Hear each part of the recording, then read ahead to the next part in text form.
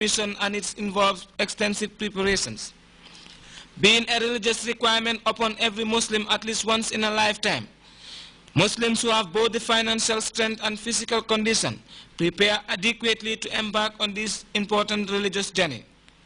The Amir-ul-Hajj, Dr. Mbaike Baka, noted the significance of the event, especially for the intending pilgrims who will be flying to the Kingdom of Saudi Arabia in few days' time. This gathering is very important because this is now coming a history or a habit with the Hajj Commission and between Hajj Commission and GIA. By this time, every year, we must have this sensitization, and this gathering is the first part of the simulation, and which is as a whole a part also of the sensitization, because we have to sensitize the pilgrims before going to Mecca, and that will ease their walk there in Mecca. Then this gathering is very important because it is to know each other and to advise them what to do and what not to do, what the preparation and where GIA has go. It has go far away now because everything is in place, inshallah Rabbil Alameen. We are just waiting the visa team to come and then put the visas on in the passports and their day of traveling, inshallah.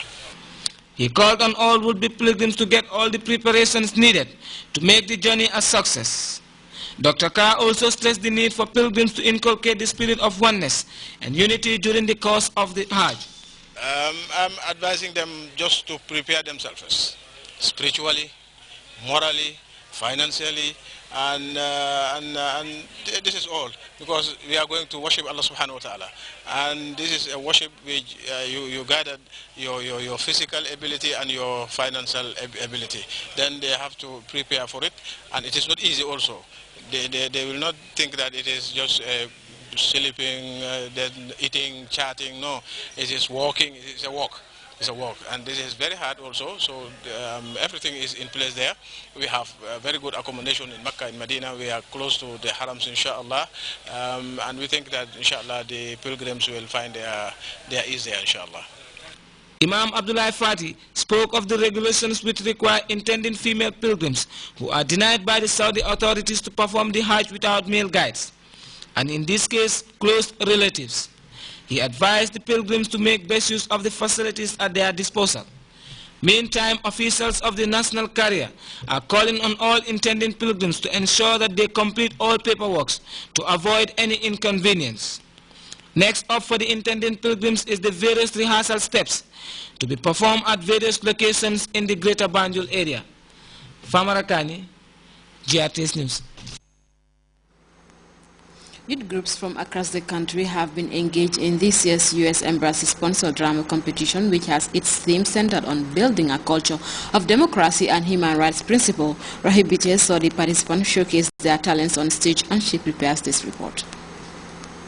Community Initiative for Development, KATE, has over the years been participating in youth development in the country, and the latest among them was the hosting of a drama competition on the theme Building a Culture of Democracy and Human Rights Principles, which was aimed at discussing issues of democracy and human rights among young people.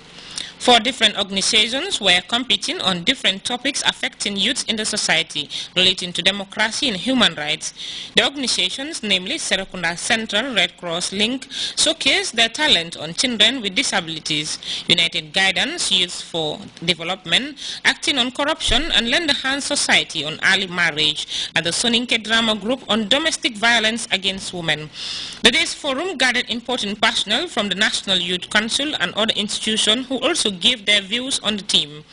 And I want to start by saying that the Children and Community Initiative for Development is a youth-led organization striving towards child and community development in the most sustainable way.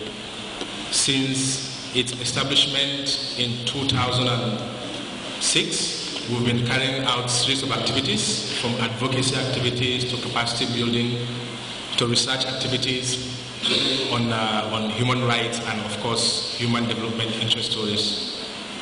Hence, we the young people are in our molding stages. If we have the right information, as in the right discussions with regards to human rights principles, with regards to democratic principles, it will go a long way in helping or shaping our understanding. And we believe that these informations and ideologies, like I said, if they are imparted in us now, this can help shape our lives. As a result, we want to tell the young people, especially those present here, that at the end of the day, we have to cherish the Gambia as our dearly loved country, because it is here we have. Today's activities serve as a platform to access understanding and create awareness for youth organizations, majority of whom are students on human rights issues for young people to interact and discuss issues on democracy and human rights. Today, democracy and human rights are universal values that should be vigorously promoted around the world.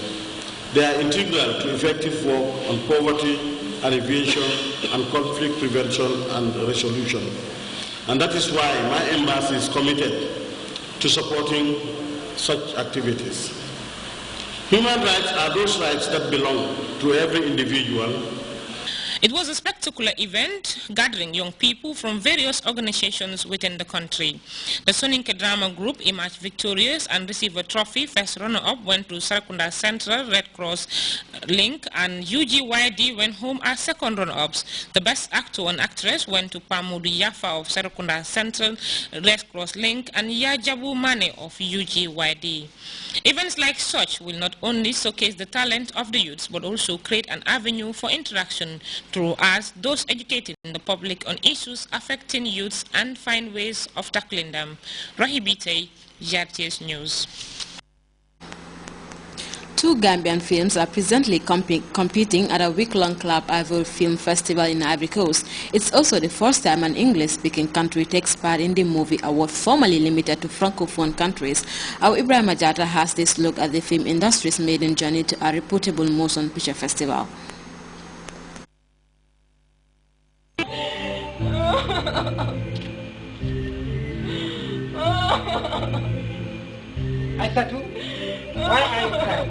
In 2012, the director of the NCAC was invited by the Ivory Coast Office of the Cinematography, that is ONAC. That was the event which got the ball rolling, setting the pace for the country's first participation in a major film festival. For me, I like challenges, and that is why when it came up, I said, let's go for it. It may not be easy for the first time. Perhaps it will take some time before we get adapted to the realities of the international arena. But after some time, we'll make a mark. It all started years ago through a considered program driven by cultural officials at the National Center for Arts and Culture. And now two Gambian films are all set to compete at the 12th edition of the Club Ivoire, a festival of such movies designed to promote talent among young and emerging filmmakers in West Africa. Am I not your mother? Was I not circumcised? Did I not circumcise your elder sister? But it is an old practice in India. It's the first time a Gambian film production is shortlisted in a major motion picture festival, and authorities realize it could be the big break, raising the local cinematic scene to a global pedestal. I'm really overjoyed to be part of an institution whose film, perhaps for the first time, has been selected to represent this country outside. Created by an emerging movie group called iClick, Abandon the Knife portrays the ills of female genital mutilation. The second film relates the tale of the popular musical instrument called kora, engaging seasoned maestros and age-old traditions to discover how it explains the Gambia story. Until now, the film festival has been limited to Francophone countries, but the Gambia's participation, which makes it the first time an Anglophone nation takes part in the theatrical exhibition, opens the door for other English-speaking countries to join what is perhaps the most reputable short film award in the sub-region. A process which saw the invitation of all movie makers in the country when it began, drawing through what eventually targeted 4 local movie projects. NCAC officials coordinated the production of the films, which later underwent a selection process conducted by a national selection jury. Following a stringent assessment and screening process, the jury settled for the final 2 chosen to represent the country at the Club Ivoire. These are the 2 teams they had been dealing with. And that actually made us to be able to compete in 2 categories. The first category is documentary, and then the second category is featured film. What we intend to do out of this, out of our own experience, is to also strategize, starting next year, to open a kind of